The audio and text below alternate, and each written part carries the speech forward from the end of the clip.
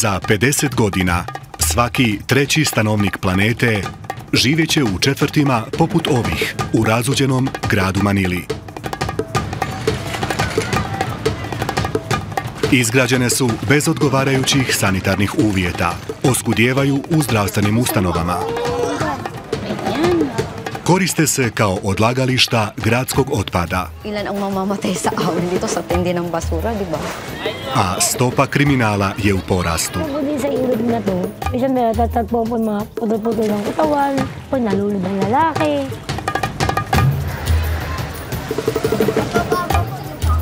Međutim, siromaštvo i haos nisu njihov jedini problem. Mnoge generacije su živjele u ovim četvrtima, gdje su radili, preživljavali i težili ka većem.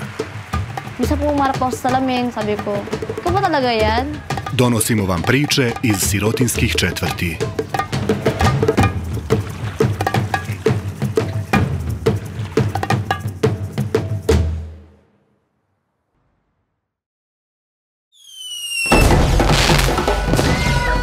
New Year's Eve, Tondo. Northern Manila and home to its largest collection of slums. It's also one of the most densely populated areas on the planet. Amongst all the celebrations, the local hospital receives an unexpected delivery.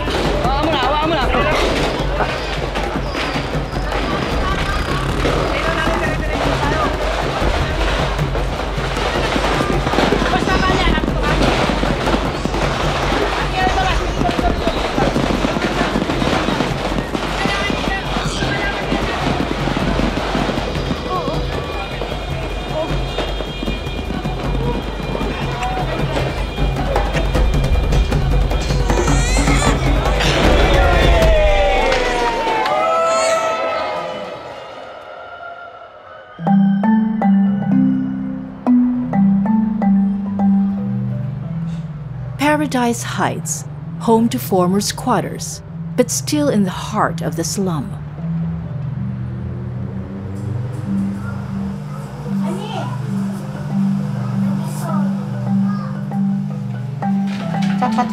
Katar siya, 1 year lang siya doon. Tapos, dito to lagi.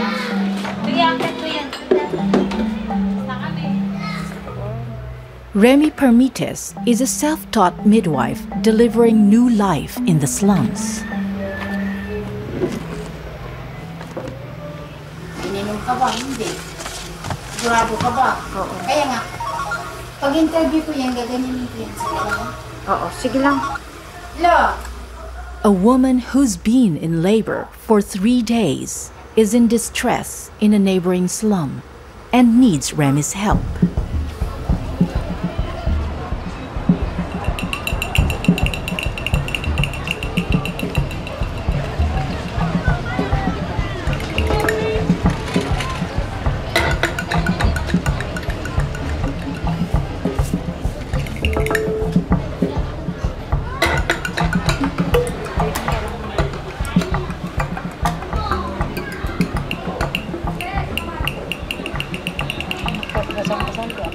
Pregnant Arlene, her husband Arcy, and 2 children live in this small room.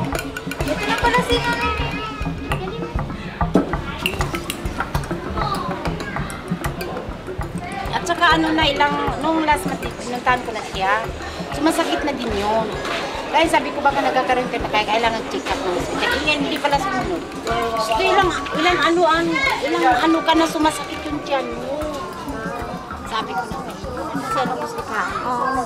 Kasi sinabihan niyo siya. Ay, naku, yung susunod ko. Bakit nalagi ko niya? Ay, bakit ka natakot? Hindi na, yung sakot ano ang kabahay. Na, ang gusto mo, mabutan ka na lang dyan. Ayan. Kasi sabi ko kasi sa iyo, may likahan, dami naman tanggap. Let's see. 2, kulang na lang. Okay, ibuka mo, iangat mong puwit mo. Iangat mong puwit mo. Remy has to deliver the baby with only the most basic equipment: a stethoscope, a pair of gloves, and little else. Yung mata mo, iayos mo. Andiyan na? Andiyan na? Sabihin mo sa akin. Pag masarap lang, ha? Pray muna tayo. Dali na. Shh. Ayaw, pray muna tayo. Sakit na? Ayan, no? Ito, ibuka na, ibuka na. Nakaano na yung bata. Ano na? Uy. Pag wala, huwag kang umiri. Huwag kang iiri pag di anuhan. Sige na. Wala dito. I-relax lang, i-relax muna. I-relax ka. Relax ka lang. Pahinga ka. Kaya oh. Relax lang. Tapos nasa loob eh. Sa loob pa. Ang panasina. Lord, tulungan mo ako. Ganyan mo ka. Huwag kang hihikam na. Okay. Mag-itikom-tikom. Ibuka mo. Ano mo na. Ibuka mo. Ano yung paa mo? Ilapag mo. Ilatag mo yung paa mo. Ay, nako. Hindi. Ilapag mo ang pit mo. Ibaba mo yung pit mo. Teka. Ibuka mo yan. Ibaba mo yan. O, ilapag mo na. Iyan, Hinga ka muna. Ipon ka. Ilapag mo yung puwit. Hawakan mo ni RC ito, oh. Arce. Ito, buksan mo muna. Sandali. Ito, yung, ano? Arce, halika muna. Yung tuhod niya, ibuka mo. Nakano na yung bata. At Diyos Botak. ko. Tsaka. Okay. Ay, thank you, Lord. Ay, salamat. Itikop mo.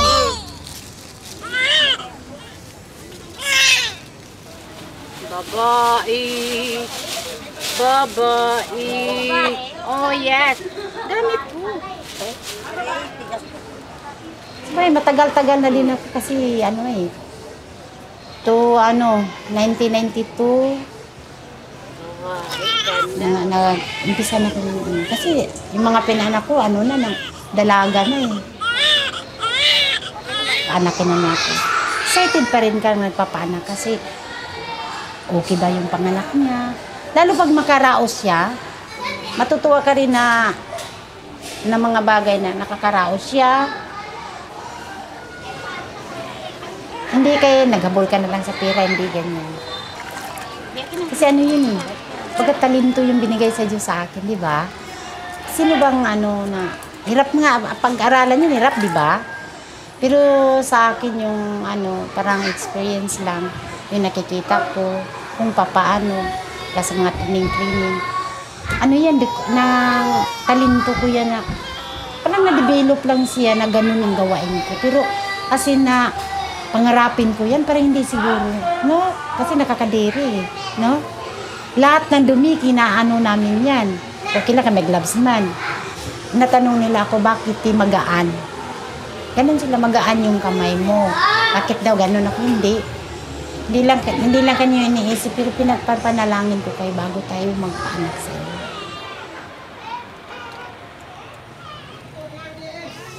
Ganda ng anak ni puti na kamukha mo.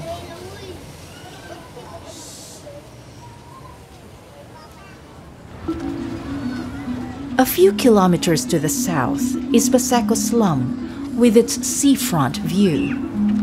Population 45,000.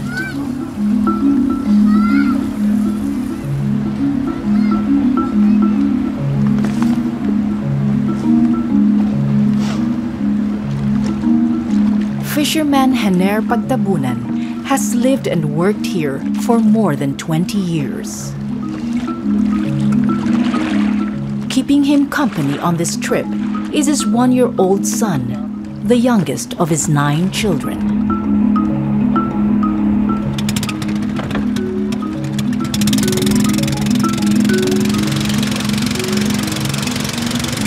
Kami tuloy yung mes na tuloy ako huli noon.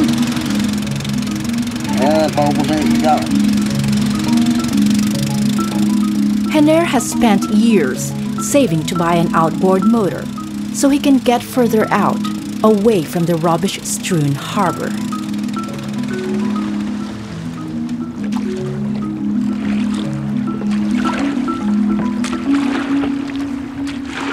minsan naabutan ako mga tanghali.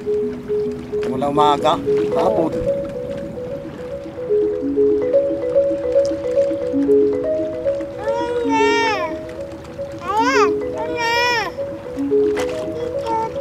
Oo, maya. Tagal natin kunti, baka may ulit. Back on dry land, his wife Lorna tries to supplement their income by selling fruit and vegetables from the front of their tiny shack. Tapos, ang anak po namin siyam, 6 yung nandito sa akin, 3 na po yung may asawa. Mga anak ko, kahit mga malalaki na, walang makapakinabang. Ako lang inasahan. 10. Dito. Henner hasn't been able to contribute as he hasn't caught any fish for several days. Nangisda, may huli ba siya kahit isa? Wala Kung magtinambay ka lang, anong kakainin mo? Sabi ko, patay talaga't pamilya niyan, pag ganyan. Nalao, tapos wala lang naman kahit pang ulam.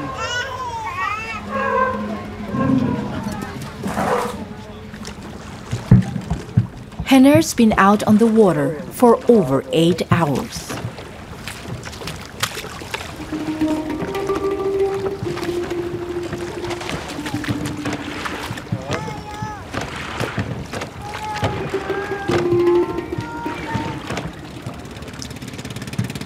He's returning empty-handed for the 4th day running.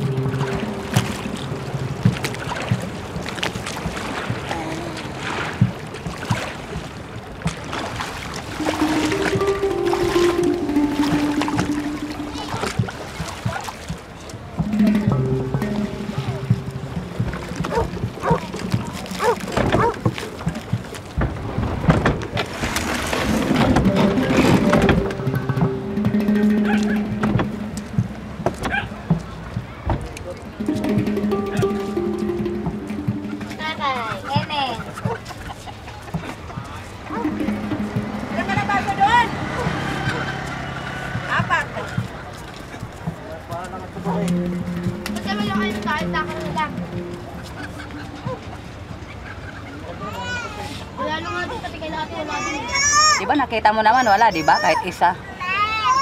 Wala.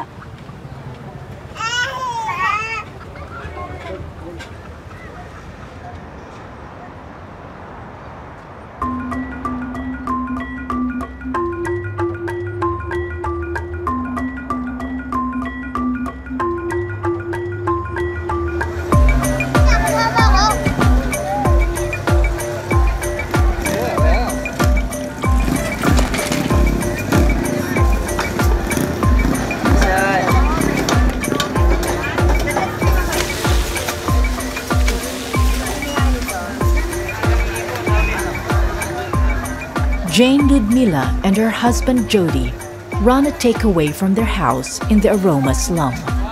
They've come to stock up on ingredients. Ito, pang piso. Oo nga, 1 kilo nga. Yung plastic. Dito kami sa Divisoria namimili kasi mas mura dito kumpara sa iba. Tsaka mas sariwa pagka dito. Nililigpit nila yung mga paninda nila. Pagdating ng alas 5, ayan, wala na sila, nililigpit na. Kasi pagka hindi sila nakapagligpit ng maaga, huhulihin na sila. Bawal na. Sa gabi lang sila pwedeng magtinda. 40 pesos. Thank you.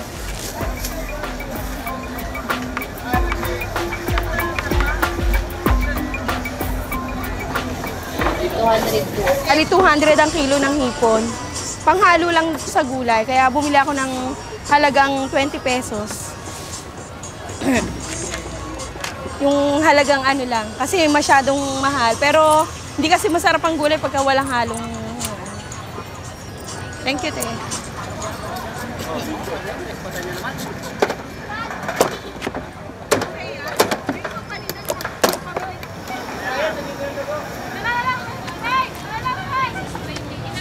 Isang kilo lang. Mga suki namin, ang timbangan nila digital. Kasi yung iba naman, kailangan, pagka magpapatimbang ka, kailangan sobra. Kasi ina-adjust nila yun eh. Kailangan mabilis din yung mata mo. Kasi pagka wala ka talagang kikitain sa ititinda mo. Yun. Tapos meron din dito na mga double dead. Yung patay na hindi na siya, kumbaga namatay na sa sakit yung baboy. O, tapos yung kinakatay nila yun. Yun yung itinitinda ko ba? Dapat hindi. Sariwa yung baboy nila.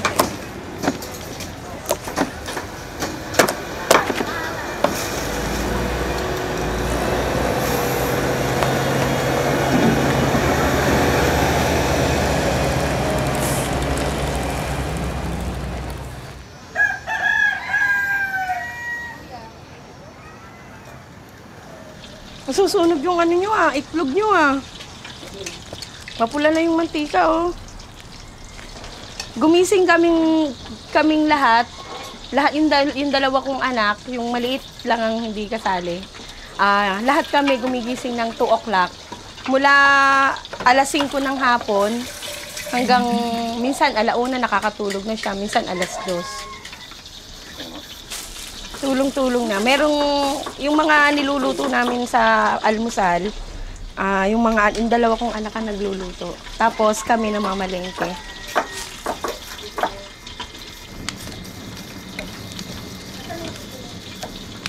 Nung una, nagsa-sidecar lang siya.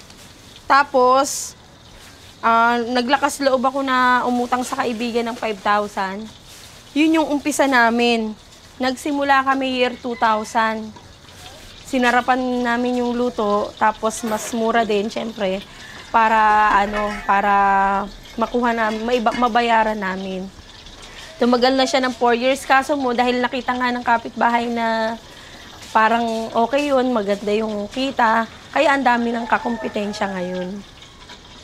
So, mas mura pa rin yung kanila. Kasi dito, minsan hindi nila, mga kapitbahay namin, hindi nila iniisip yung quality.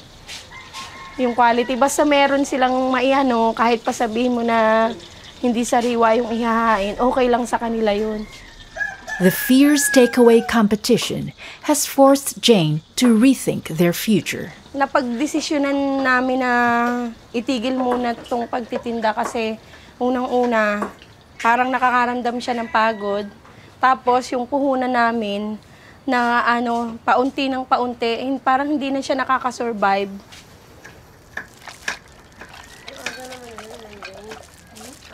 Luckily, Jane makes a bit of extra income from the booming population. She works during the day at Likhaan, a charity family planning center. Tapos, nung nagtitinda na ako ng ulam, lahat ng mga bumibili sa akin, kahit yung mga pag nakilala ko na ito maraming anak, habang bumibili, pinapayuhan ko sila na mag-family planning. Kaya nung malaman ng mga taga-Likhaan na ganun yung ginagawa ko, hinire nila ako.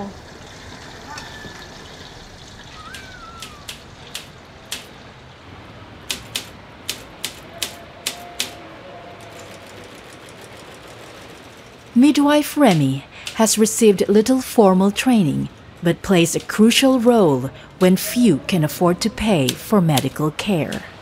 Ang sa ospital, inaayawan lang nila sa interview ko nila, bakit ayaw Bakit kayo namimilit sa bahay?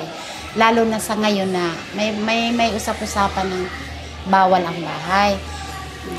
Ang sabi naman nila, wala ng pera. Isa rin yun. Wala mag-alaga ng anak ko.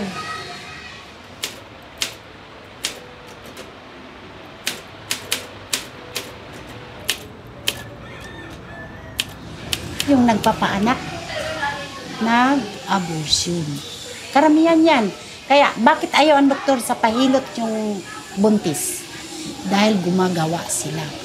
Pero ako takot sa Diyos, kaya malaking pakinabang ang reliyon ko ngayon nasa akin. Remy has managed to escape the shacks in the slum and lives in a small government-built apartment with 14 members of her family. It also doubles as a makeshift clinic. Ay! Ano ba yan? Ano? Pasyente ata. Alin? Ano?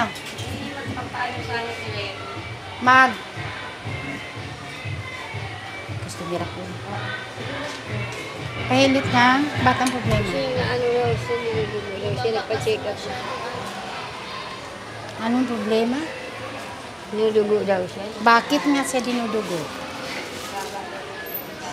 Bakit dinudugo? Buntis ka? Anong ginawa mo? Nag-close naman. Okay naman, kaso lang may posibilidad na Nga mo malaglag siya. Kasi mababa siya. Diba? Pero steady mo siyang ganyan. Magtiis lang ka ng ganyan. sakit. Gusto nga siyang lalabas. Kaya pinakapitan ka sa doktor. Sige ba, pinainom ka ng dubadilan? Para ito siya, gusto siyang lalabas nga, ito siya, magkalyo mo. Sikit ba to? Kaso lang may... Ano pang ano nila? Injection na dito sa hospital. Hospital. Tapos, Pag nakalagre, wala na ka magbibigay. Okay na yan. Okay na yan. Okay lang yan. Wag na. salamat. Pero pag magkapira asawa mo, magpa-laboratory ka. Mamaya nga. May ano na asawa mo. Sige. Siksik. Sige. Yun. Siya kasi ano. Hindi daw siya magkapalaboratory, wala silang pera. Yun lang ano nila sa akin. Yun, siguro yun lang inabol nila. Or nakaintindi ko rin sa sitwasyon nila. Na baga parehas kaming mahirap. Hindi nila ako makikitang magagalit sa kanila. O hindi. Kahit magtanong kayo sa mga customer ko.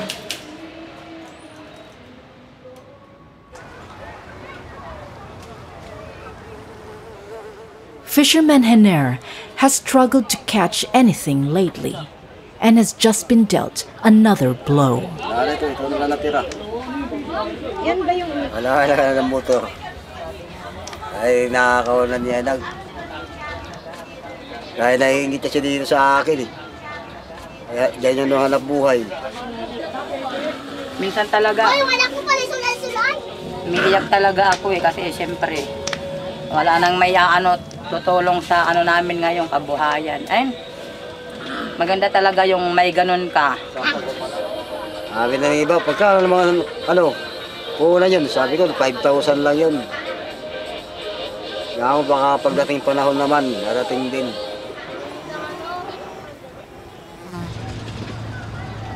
Kaya mga dito, tao ulit dito, mga artista. Sobra-sobra. Wala anak buhay dito mga tao na iba, wala pag nanakaw.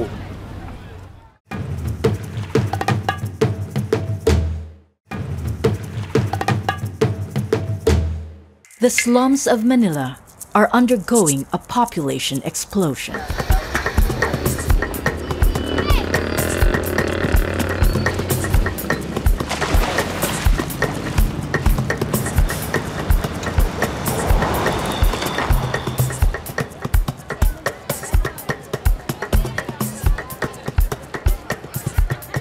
Self-taught midwife Remy is on the front line.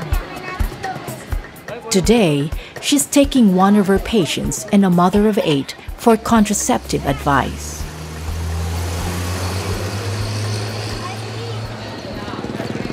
Siyempre, mayroon din yan tayong customer na ayaw na talaga nila. Wala naman kung ikaturo nila eh. Noon wala pa yun eh. Palagit kayo doon, mayroon naman doon. Ganyan lang. Ngayon na may mapuntahan talaga siya na pwede kong kausapin sila na ilagit nyo yung ganyan ba? Maganda. Inong pa nun, wala yun. Sadyang mayroon na. Gusto na niya. Government attempts to make birth control freely available have been blocked by the Catholic Church. So responsibility falls to non-governmental organizations such as this one, where Jane works when she's not running her takeaway. Kasi ito siya, ano ko. Ilan na po anak niyo? 8. 8. Ito kasi Ano kambas kung ko gusto niyo siya. magpalaygit na? Ano ko siya?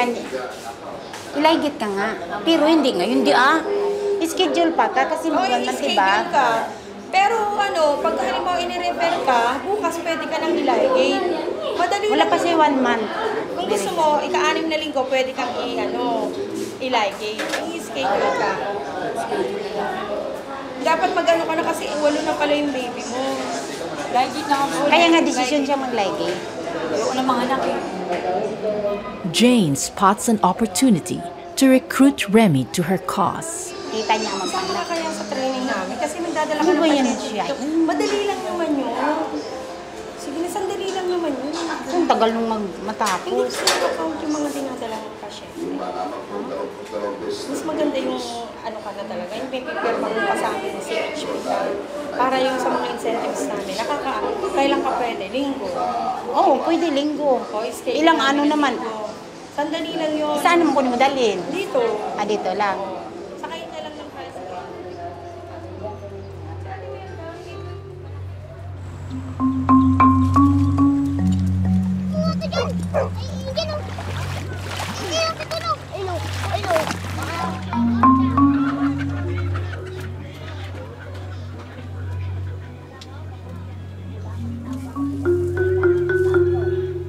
Pag marunong gumawa, aliwal lang lambot. Ay, ganda. Kasi mas maganda tayo gumawa. Eh, makakano kung anong klaseng laman. Pag binili mo, wala rin. Fisherman Henner isn't letting the theft of his outboard motor stop him from working. Eh ngayon, sa kanila, sa akin ang huli. Ayaw, sabi, paano ka makalaot? Eh, wala ka ng makina. Eh, di magsagwan. Kahit may laking bangka na yan, pwede ko sagwanan, pauwi. Eh, ari ako lambat, ako lang isa, pwede na.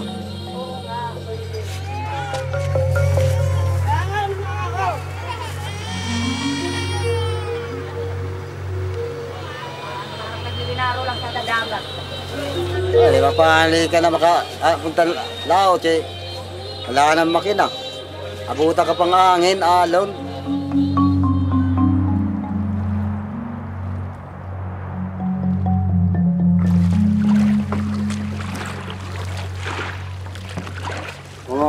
Ano kasi wala nang ano eh. Walang makina eh. Mahirapan. Eh, sa loob-loob kunti. Yung linautan natin. Oo, malayo. Mahirap ang sinagwan mo. Mahirap.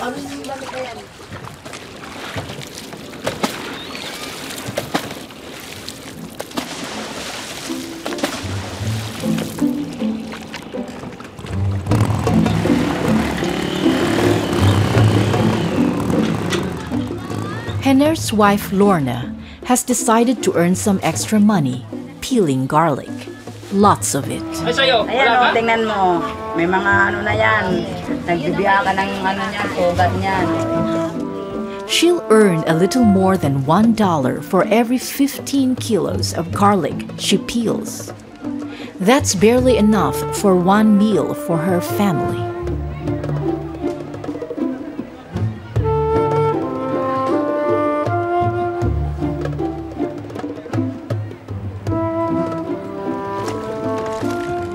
Back on the water, Henner is still struggling. Dala ni Sida. Bulam ko na kanina. Anong water lily. Wala na malaki. Dahil dumi oh. Kahit lalambat. Hindi yung water lily nakakano. Makapatakbo tayo. Henner decides to paddle further out to sea. It's risky. Without a motor, he could find himself in trouble if the weather turns nasty. So ano po yung pinagkaiba ng yung mahirap po? Ano nang mahirap? Anong mga walang pera, no? Marami daw anak sabi na yung Walang pera. Number 2, maraming anak. Remy continues her training and has returned to the Family Planning Center to take the class on birth control. Ito po yung ligation. Yung sinasabi po nila tali or ano, yung tali po may tinali doon pero pinutol po talaga siya. Ligate po talaga yon, pinutol.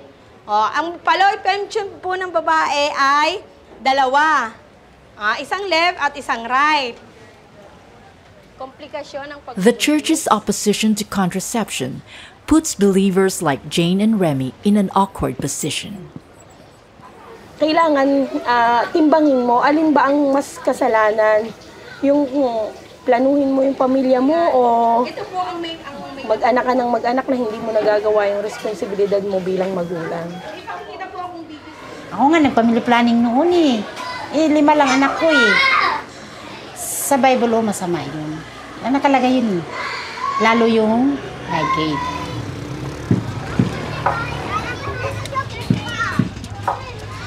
Yun na ba yung mga bata na lumalaki sila na hindi na tama sa pagdisiplina? Or ipalagay ta sa Bible na sinabi nilang dili. Parang ko lang sa panahon ko lang ha, yung mga bagay ganun. Para sa akin, magandang may pamilya. Huwag ka lang pumatay. Along with delivering babies, Remy is also responsible for delivering paperwork. Ito siya doon sa hospital galing. Ito yung pinadala mo. Okay naman. Ang kaangos niyang nilong, Yan, baby,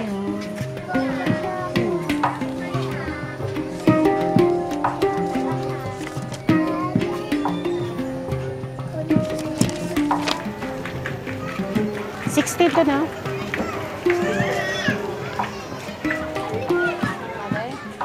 Mother yan, mother.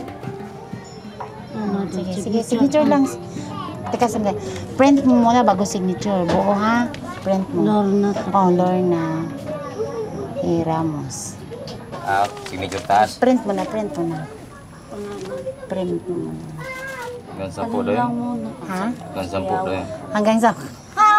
10 na muna bago palagit. Ano yan, ang dami. Maganda daw. Gusto mo, clear pa. Okay.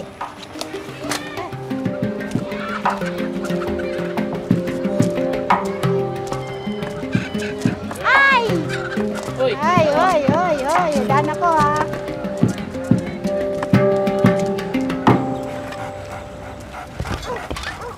Back at the harbor, Lorna is still peeling. Minsan lang pag may isda. Kahit na nandito kami sa tabing dagat, kaya nga ang dami namin trabaho, nagbabalat ng bawang para meron mga mamakain araw-gabi.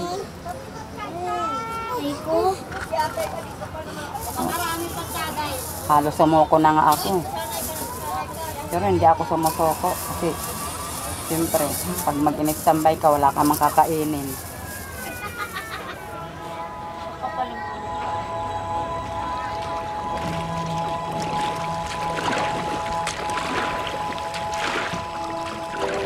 Meanwhile, Henner is having another go at catching some fish.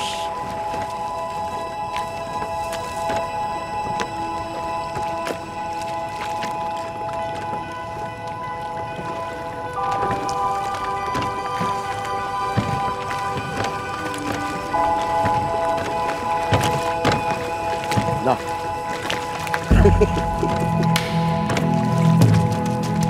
Bangus. Dapat sa lao pa tayo. Lao.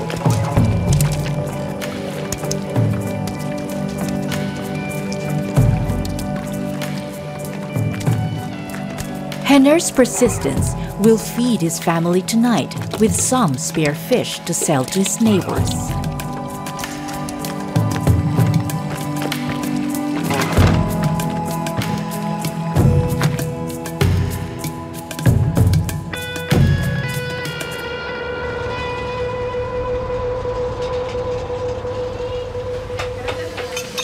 Remy's work is delivering life into the slum.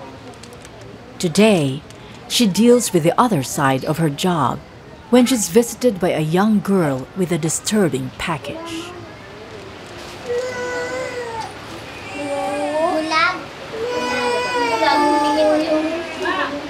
Hindi, Dastel, ay dubli niya ng Uy! Alis daw! Ako nakita.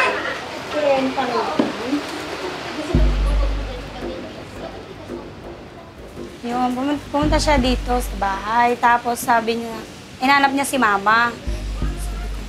Tingnan natin. Sabi ko, buhay pa ba yan? Ayaw niya lang, tingnan natin. Di, binuklat ko. Tapos pinulsuhan ko yung heartbeat niya. Buhay pa to. Hindi ko muna tinignan niya kasi alam ko na parang hirang mabuhay sa 6 months. At saka sa sitwasyon sa bata, hindi talaga. Wala kang magawa dyan. Sabi ko sa kanya, Tenyo, yakapin mo na lang yan. Jeneline's boyfriend was recently killed in a knife fight, and she hadn't told her parents she was pregnant. Makurot na po yung ano ko, yung kusong ko. Yung parang nilap na po. Punta ako ng CR, kala ko po na dudumi lang po. Pag ano ko, pag iri ko ng mano, bigla na lang lumabas po yung bata. Tapos po yun po, umiiyak po yung bata. So, pumunta na lang po ako dito. Nilinis ko muna po yung dugo para hindi po makita ng papa. Tsaka mama. Yun po, sabi niya, gusto ko lang po mabasbasan siya, tsaka mabigyan ng ano, ng living po. Yun lang po.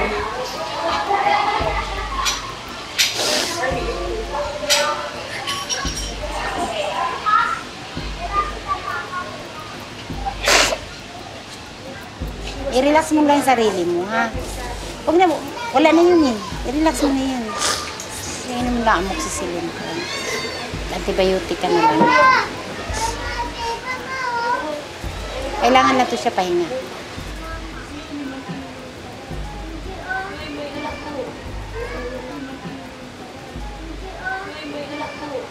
Tinanggal mo yung balot? Oo, tinanggal mo. Diba? Ay, siya yung bata ito. Tapos yun siya parang nakasabula. Nasa sabula. Ha? Tapos dito labas siya lahat. Tsaka yung, kaya nga, nasa sa loob lang. Nasa loob lang. Yung buo na yan lumabas. O, nandun na yung inunan, nandun na lahat, di ba? Ibig sabihin, malunis siya. Tinanggal niya, pero sa labas na. Buo talaga siyang lumabas kasama ng inunan.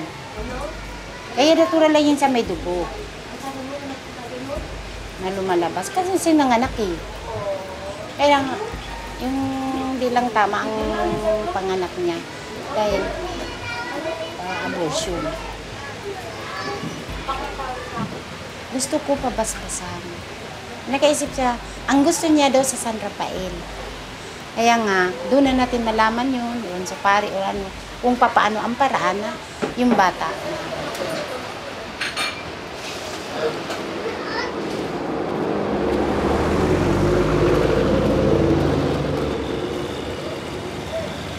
Remy, her daughter, and Jeneline set off to find a church that will bless the stillborn baby so it can be buried. Excuse me, magpapaligin ng baby. Tsaka dapat, i-bless mo na yun. Oo, pagpag-bless. Ay, hapon pa ang pari. Alam mo,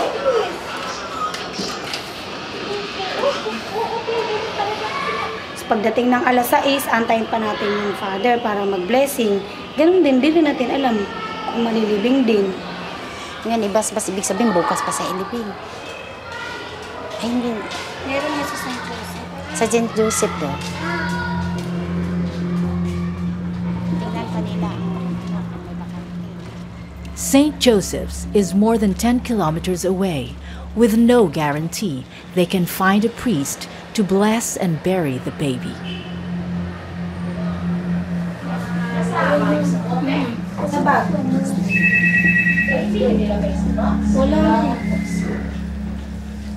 May box kayo?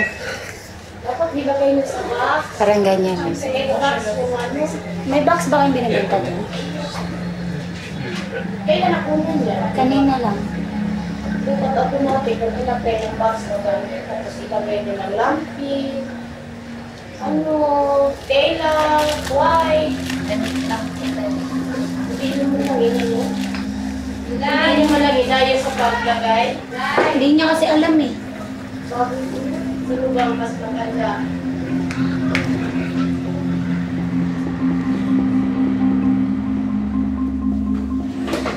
So, taimtim ng paghahain ng mga kahilingan para sa iyong maong si mula pangalan. At gayon din, tanggapin mo, Panginoon, para sa maagang pagpanaw. Basbasan mo ang bangkay nito sa mga Ama at ang Anak at Espiritu Santo. Paalam sa iyo, kapatid, na pumanaw ng batang-bata pa at sa kanya nawa ang inyong kaligtasan buong buhay sa ngalan ni Kristo na aming Panginoon. Kailan po?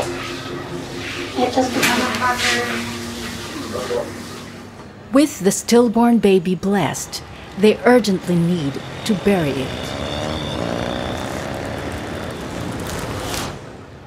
The pressure on Hener to provide food is relentless. The fish he caught lasted only a couple of days. Pag may ulam ako dyan, nga kunti lang, inaano ko na lang sa mga anak ko. Alam ko, hindi kami kakasya. Pag may ulam na ako, mantika, toyo, 2 dilis na chichirya, sarap ko na yan. Siyempre, sa sobrang hirap ng buhay ngayon, kailangan magtipid. Siyempre, hindi kakasyang pera mo, budget lang. Oh. Nung araw kasi, mayroon na yan. Kaso nga lang, pahinto-hinto lang ako. Kagaya ngayon. Pero ngayon, kahit na yung mama ko, kumadrona, ganyan, maedad na ako, maedad na yung mama ko, ayaw ko ng mga anak. Kasi, hindi lahat ng oras lagi kang ligtas. Ayun nga yung sabi sa likaan, natatakot tuloy kayo mag-control, mga anak, hindi kayo natatakot. Na buhay ang ano nyo dyan. Ayaw ko na. Marami na akong anak, tama na yan. Tama na yan siya. Puro mga pasaway. Lorna wants to ensure her 21-year-old daughter and mother of 3 doesn't make the same mistakes she did. Today, she's taking her daughter to get a contraceptive injection. Ay, ayaw ko na danasin nila. Wala na yun, hayaan mo na yun. Ayaw kong danasin nila ang hirap ng buhay ko. Tama na yung ganyan, kontrol-kontrol.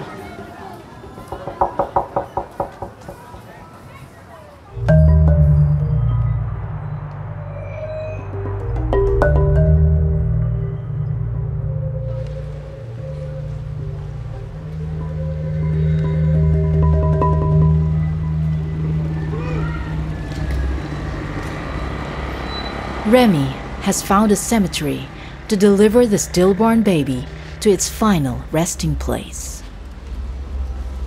They've managed to put together a makeshift coffin. Sama mo na yan. Sama mo na yan siya.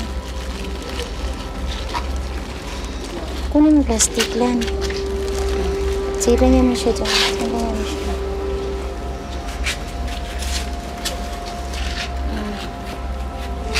Balot mo siya dyan.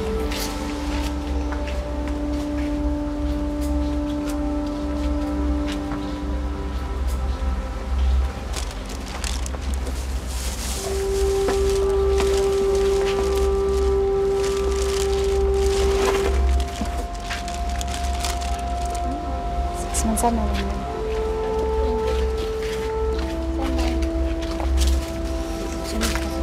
Tapon lang kayo ng ano niya.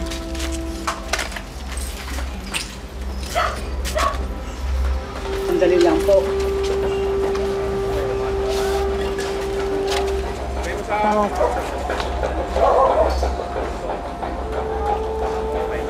September 23. Pagka 25. Pagka 26, ilang araw lang. 3 araw lang. Ay! Baba lang natin yung gawin. Habang mataas.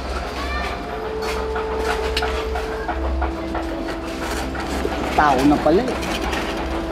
Ha? Ilang buwan to?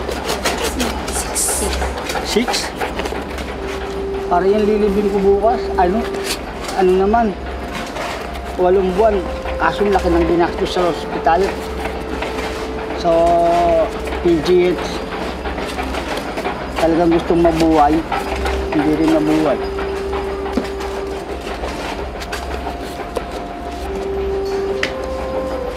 Ikutin ba? Oo, konti lang te.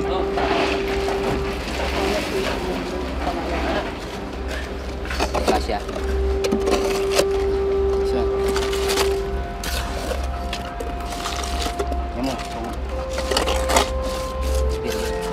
Eh kung wala daw ako, ano na lang daw niyang gawain.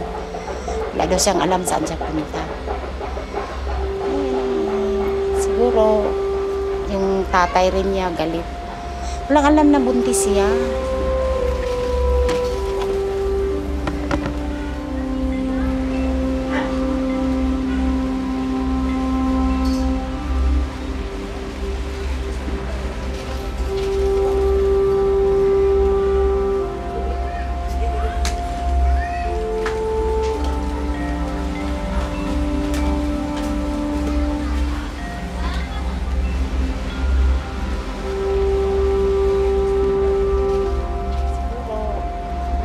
Tatay rin niya galit. Walang alam na buntis siya. Nagala-gala lang siguro yung bata niya. Andiyan eh.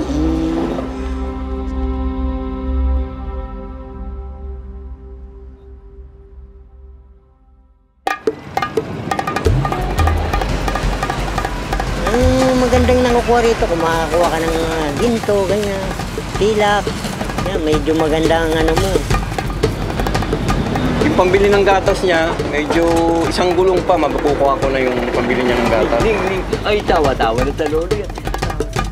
Si agaw hininga mo dyan. Doon na ito mahina.